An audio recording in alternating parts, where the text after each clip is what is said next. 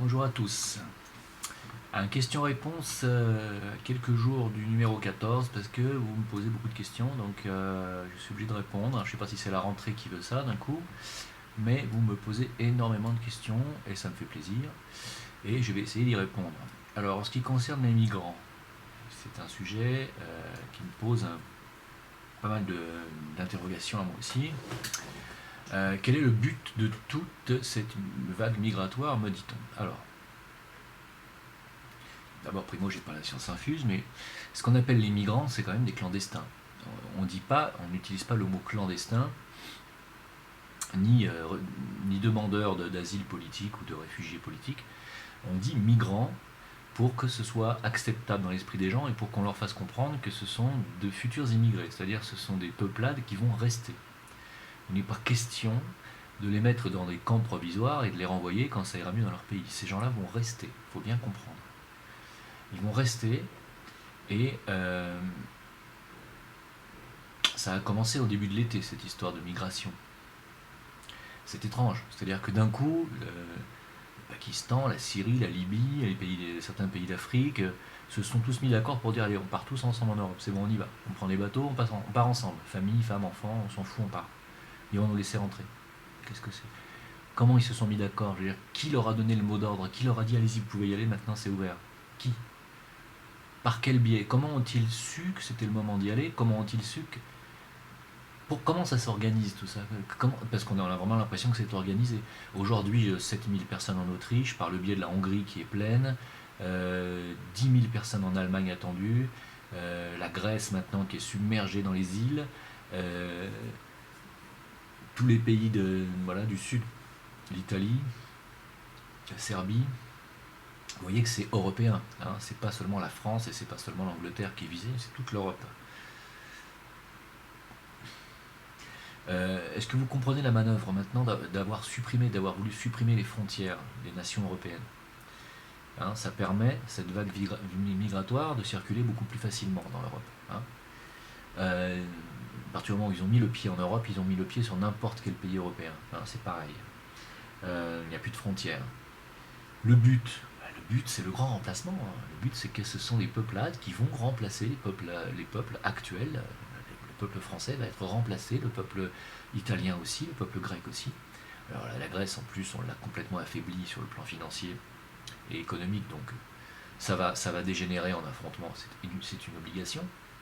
Parce que quand on fait rentrer des centaines de milliers de personnes ou des dizaines de milliers de personnes pauvres dans un pays qui est déjà pauvre, qui n'a pas d'argent pour les recevoir, ça ne peut pas bien finir. Et alors pour moi le but c'est le remplacement, hein.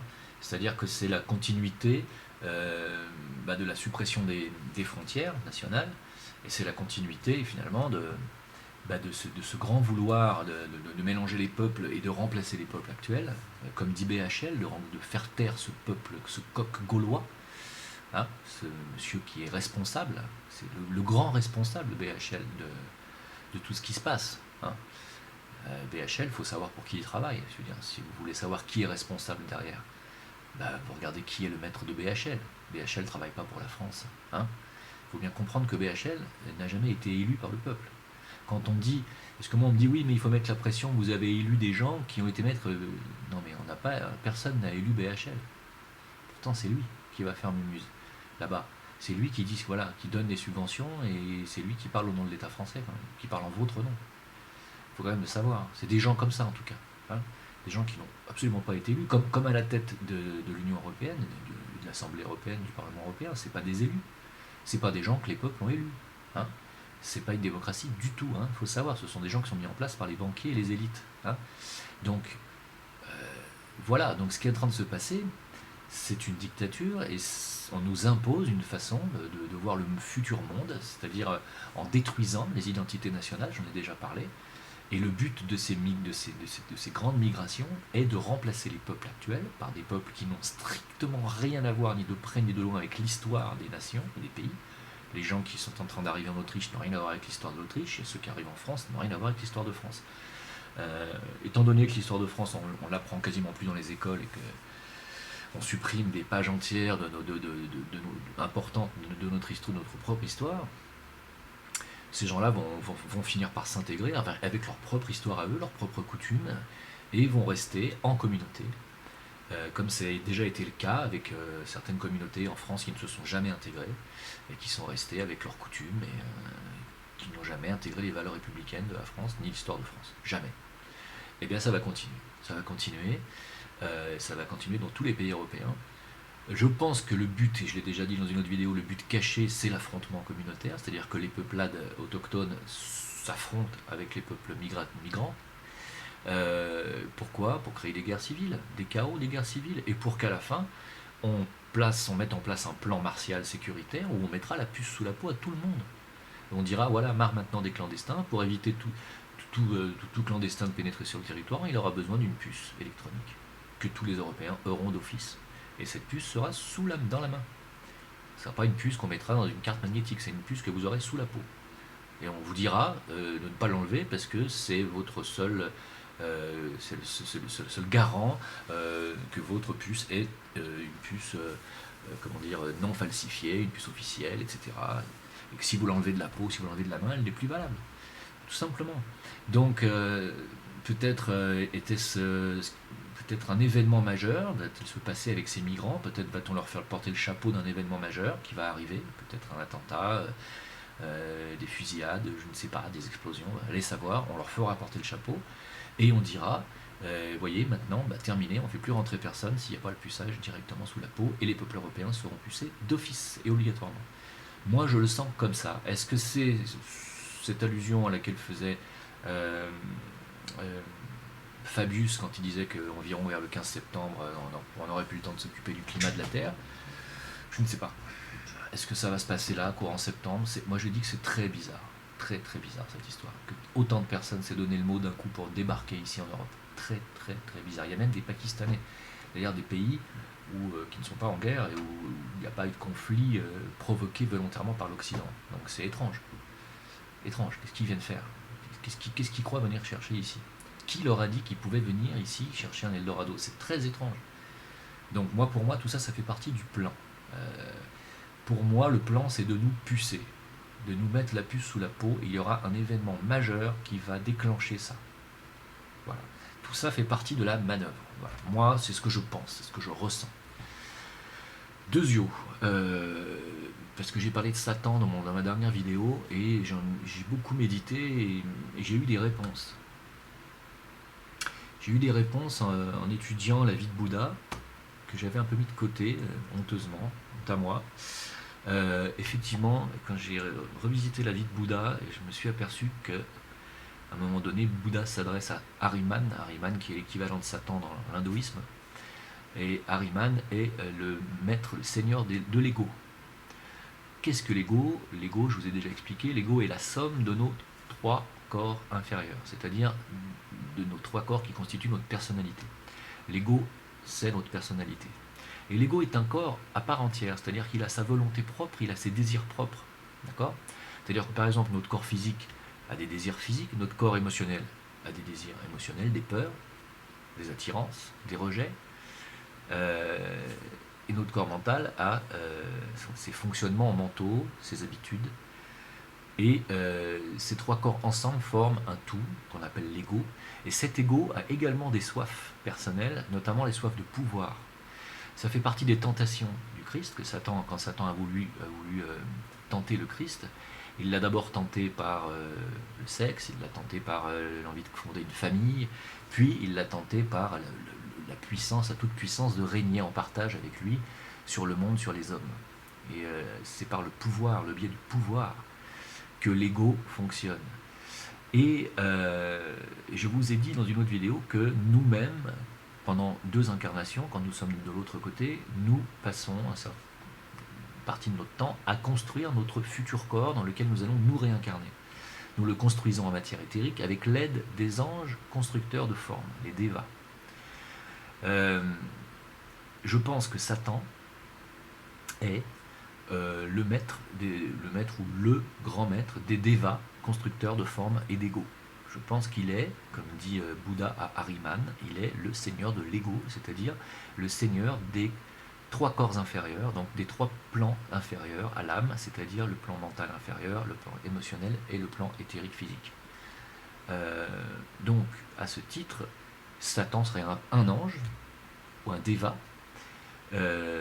qui serait dans l'ego, c'est-à-dire dans le pouvoir, parce que vous savez, tous les anges ne sont pas des êtres qui vivent dans l'amour inconditionnel. Il y a des anges qui ne sont pas du tout, qui sont éveillés, mais qui ne sont pas débarrassés du pouvoir. Ils sont encore dans l'ego. Hein. Il y a des anges qui ne vivent pas sur les plans bouddhiques. Hein. Il faut le savoir. Les anges, il y a des anges les plus bas vivent sur le plan éthérique. Hein. On appelle ça des élémentales d'ailleurs. Hein. Je pense que Satan est un ange qui vit jusqu'au plan mental supérieur, c'est-à-dire le plan des archétypes, le plan où on crée les formes. Je pense qu'il est le maître, le grand maître qui dirige les autres anges, les créateurs de la forme, et il est le maître des égos.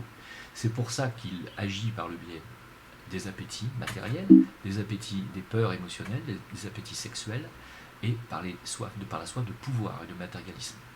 Il est le seigneur de l'ego. À ce titre, tous les égos incarnés sur Terre sont ses esclaves et sont ses sujets. À ce titre, son armée est l'humanité entière polarisée dans l'ego, c'est-à-dire l'humanité qui ne vit pas encore en tant qu'âme.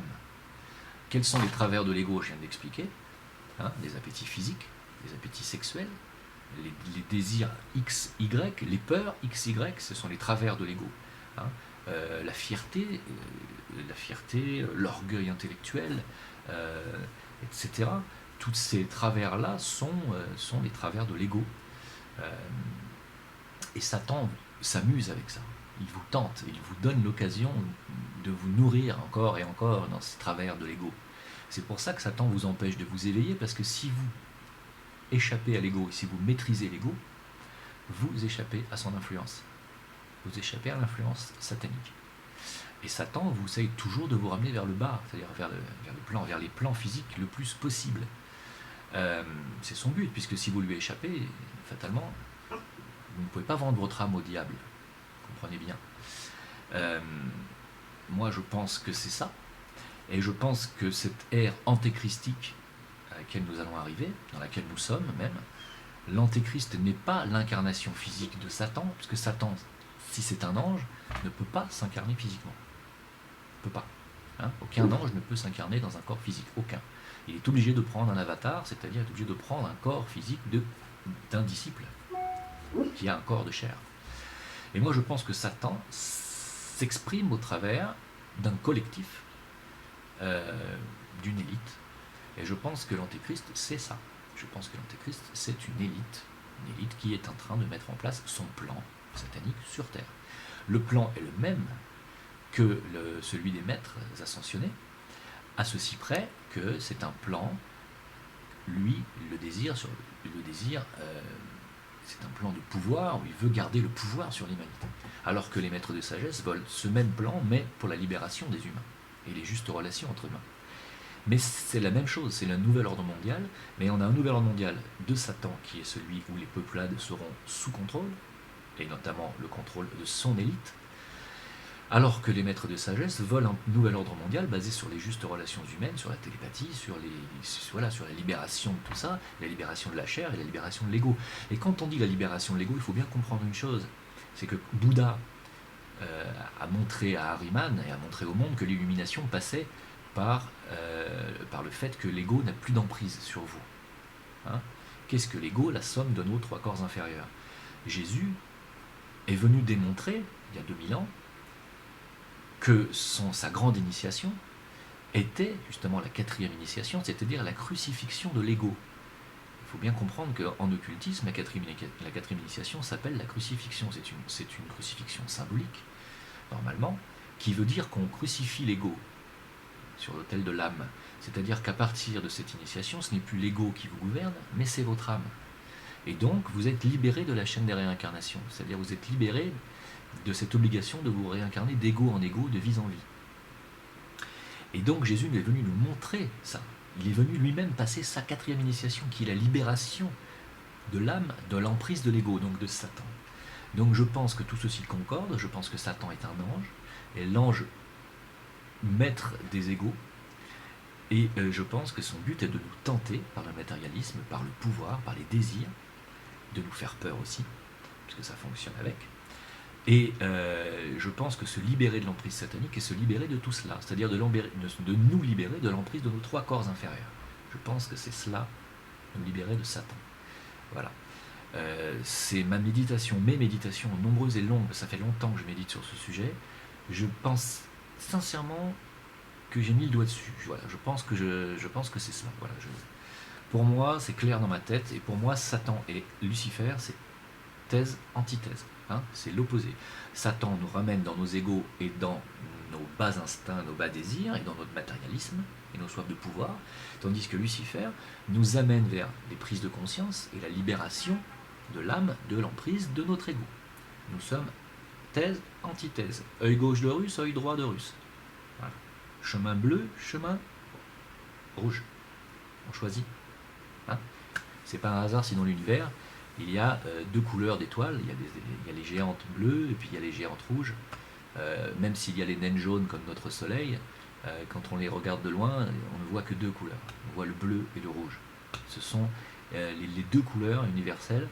Et je pense que ce sont 2 voies qu'on choisit de vivre jusqu'à ce que la voie de Satan là, ne nous intéresse plus et que nous sommes appelés par notre âme à aller vers autre chose. Voilà. Je pense que c'est cela. Voilà. Je pense que Satan est un ange, qu'il existe réellement, que c'est un être qui existe. C'est pas un être de chair, c'est un être éthéré, hein, qui vit sur les plans éthériques et au-delà, qui ne vit pas sur les plans bouddhiques, il n'a plus aucune emprise sur les plans de l'âme. Hein. Donc tout ce qui est plan bouddhique, plan atmique, il n'y a pas accès. Donc c'est pour ça qu'il n'a aucune emprise sur les maîtres de sagesse, et qu'il craint les archanges, hein, que sont le Christ, que sont Lucifer, il les craint. Hein, il les craint vraiment. Hein. Il a moins de pouvoir qu'eux. Mais comme eux ne peuvent pas du tout venir sur ce plan matériel, alors que lui a toute son armée humaine à disposition, fatalement il est beaucoup plus puissant, hein, sur Terre, Satan. Donc c'est pour ça que le but de l'homme, nous-mêmes qui sommes des âmes incarnées dans des égos, notre but est de nous libérer de l'emprise de notre ego. Et ça ne veut pas dire tuer, hein, l'ego. Quand on dit la crucifixion de l'ego, ça ne veut pas dire nous débarrasser de l'ego, ça veut dire le maîtriser. C'est-à-dire que c'est plus lui qui a son emprise sur nous, c'est nous qui lui dictons ce qu'il a à faire. Car nous sommes obligés d'avoir un ego sur Terre, c'est pour continuer à vivre une incarnation terrestre. Nous sommes obligés d'avoir un ego, hein, c'est obligatoire. Hein. On ne peut pas vivre en tant qu'âme sans ego, ni sans corps physique, c'est pas possible sur Terre, on est obligé d'avoir un ego. C'est à nous de savoir si c'est nous qui le maîtrisons ou si c'est lui qui nous maîtrise. En l'occurrence, 95% de l'humanité, même plus, est dirigé par son ego, hein, c'est-à-dire par ses peurs et ses désirs inférieurs. Donc, nous sommes tous, pour l'instant, non pas les enfants de Satan, mais les sujets de Satan, et nous sommes sous son emprise. Hein. Il faut bien comprendre ça. Donc, c'est cette période antéchristique qui arrive, et la période où Satan va asseoir son pouvoir sur l'humanité, puisque nous sommes polarisés dans l'ego, qui est son domaine de prédilection. Parce que j'espère m'être fait bien comprendre, je pense que c'est clair dans ma tête en tout cas, j'espère avoir réussi à transmettre ce que j'ai voulu dire. Quand on me dit tout ça c'est des foutaises, les maîtres de sagesse, etc., le mot maître me dégoûte, je rejette ce mot, je ne peux pas supporter l'idée d'avoir un maître. Il y a des gens qui me disent ça, beaucoup. Il y a des gens qui me disent on est notre propre maître, nous sommes notre propre maître. Alors, très bien, si vous voulez. Il faut savoir une chose, c'est que vous êtes vos propres maîtres de l'ego, de votre ego. Hein. Sauf qu'en réalité, c'est votre ego qui est votre maître. Et que c'est votre propre ego qui vous fait dire cela. C'est votre ego qui vous dit je suis mon propre maître. C'est de l'orgueil déjà. C'est déjà de l'orgueil de dire je suis mon propre maître. D'accord ? Vous êtes un maître qu'à partir du moment où vous avez maîtrisé vos corps inférieurs et votre ego. Voilà. Maître ne veut pas dire celui qui va vous donner des ordres et vous tenir sous son pouvoir. Maître est celui qui a la maîtrise de ses corps et de ses pulsions inférieures. Maître est celui qui est passé par tous les stades de maîtrise de son corps physique, de son corps émotionnel, de son corps mental, et qui est capable de vivre sur des plans supérieurs, de vivre comme un être ayant la sagesse, la compassion en toute chose. Voilà, et la compréhension de toute chose. Rien à voir avec un maître comme à l'école qui vous donne des ordres et des punitions. C'est pas du tout comme ça qu'il faut prendre le terme maître. Maître est celui qui a atteint une maîtrise, pas quelqu'un qui est votre maître. C'est pas du tout pareil. Donc vous êtes votre propre maître dans la mesure où vous avez votre libre arbitre, bien entendu, mais un homme seul sur le sentier de l'initiation et le sentier du discipulat, si vous voulez faire un travail spirituel sur vous-même, un homme seul ne peut pas grand-chose. Voilà. Il est obligé à un moment donné d'avoir des guides et d'avoir des enseignants. Hein. Ce qui ne veut pas dire qu'il va être sous leur emprise, mais il est obligé de passer par le biais de, entre parenthèses, gourou. Gourou veut dire guide, ne veut pas dire charlatan qui va vous emmener où il veut, c'est pas ça gourou. Hein. Parce que dans ces cas-là, les maîtres à ce moment-là dans l'éducation scolaire sont des gourous, hein, puisque ce sont tous des charlatans qui nous apprennent des matières qui ne vont nous servir à rien plus tard. Hein, à part l'anglais, j'ai pas appris grand-chose à l'école, hein, je le dis franchement. J'ai fait 15 ans j'ai été interné pendant 15 ans dans l'hémicycle scolaire où j'ai strictement rien appris, j'ai perdu juste 15 ans. Voilà. Donc pour moi je pourrais traiter les enseignants de gourous. Hein. Non, je ne les traite pas de gourous, je les traite d'enseignants, ils se sont des maîtres, ils avaient la maîtrise de la matière qu'ils nous ont appris. C'est très bien, ils nous ont punis, ils nous ont donné des leçons de morale, bon ça m'a beaucoup moins plu. Mais c'est pas le cas des maîtres de sagesse. Les maîtres de sagesse ne vont pas vous donner des leçons de morale. Ils vont vous dire, voilà, si vous voulez avancer, vous faites ça, si vous ne voulez pas le faire, c'est votre problème. Hein. Les maîtres ne perdent pas leur temps à essayer de convaincre. Hein. C'est vous qui allez vers eux, c'est pas eux qui vont vers vous. Hein. Eux vous proposent, hein. Ils vous disent, voilà, on a repéré votre lumière, si vous voulez, vous pouvez travailler pour nous, vous pouvez faire telle tâche, est-ce que vous avez envie? Si vous n'avez pas envie, vous ne le faites pas. Si vous avez envie de continuer à vivre dans l'ego, vous faites ce que vous voulez. Voilà. Mais tant que vous n'avez pas atteint la 4e initiation, vous n'êtes absolument pas maître de vous-même. Pas du tout. Voilà. Cessez de rêver. Ne croyez pas que vous êtes des grands initiés ou des disciples de haut degré, ne pensez pas ça. Si vous l'étiez, vous sauriez exactement ce que vous avez à faire sur cette terre et vous feriez des choses utiles pour toute l'humanité et non pas pour vous-même.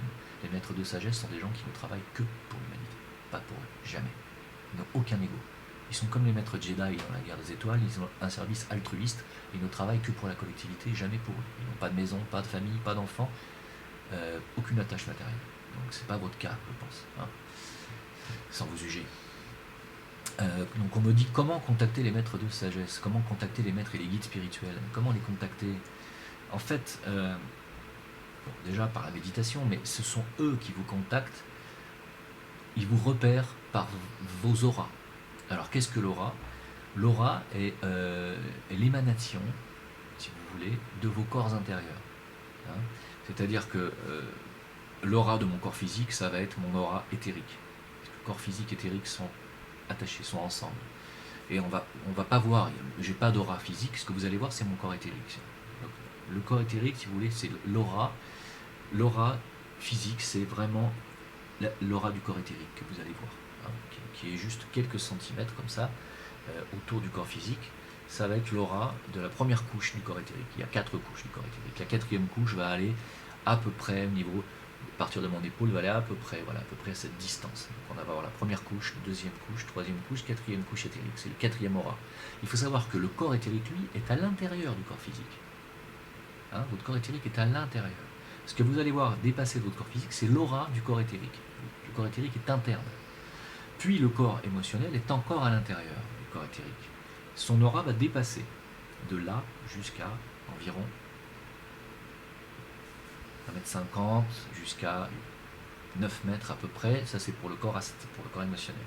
Ensuite le corps mental qui est encore plus petit, qui est à l'intérieur du corps émotionnel, son aura va aller jusqu'à 18 mètres, hein, et plus, hein, pour les gens qui sont très très très conscients et qui vivent dans le mental supérieur. Ensuite, on a les éveillés, les avatars. À ce moment-là, ils ont des auras qui sont gigantesques. L'aura de Mère Amma, par exemple, dont j'ai déjà parlé, a un aura de plusieurs kilomètres. Voilà. Donc, c'est pour vous dire comment on contacte les maîtres. Ce sont eux qui voient nos rayonnements et qui voient nos lumières sur les corps, sur les plans supérieurs, pardon. Je vous ai expliqué que nous avons des feux internes, dont la Kundalini, et quand cette Kundalini fusionne avec les feux spirituels, cela crée des triangles de force à l'intérieur de nous, et ces triangles de force créent une luminosité et une couleur qui vont se voir sur les plans subtils. Voilà. Et les maîtres, c'est ça qu'ils vont voir.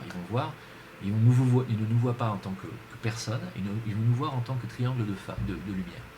Et lorsqu'ils vont voir que notre triangle de feu supérieur, c'est-à-dire celui de l'illuminé ou du candidat à l'illumination, commence à être très actif, ils prennent contact avec nous. Voilà. Comment on peut contacter les maîtres de sagesse? Et bien sûr, pour pouvoir les écouter, il faut savoir se mettre en méditation et à l'écoute. Voilà. Alors, je voulais vous parler des vagues de vie et de leur évolution, mais là je vais pas avoir le temps, ça fait déjà 24 minutes. Et je voulais vous parler de la pyramide de Khéops, donc là aussi c'est pareil, je vais être obligé de faire une autre vidéo, c'est trop long, je peux pas développer la pyramide comme ça dans 5 minutes, c'est pas possible. Voilà, donc je pense que j'ai...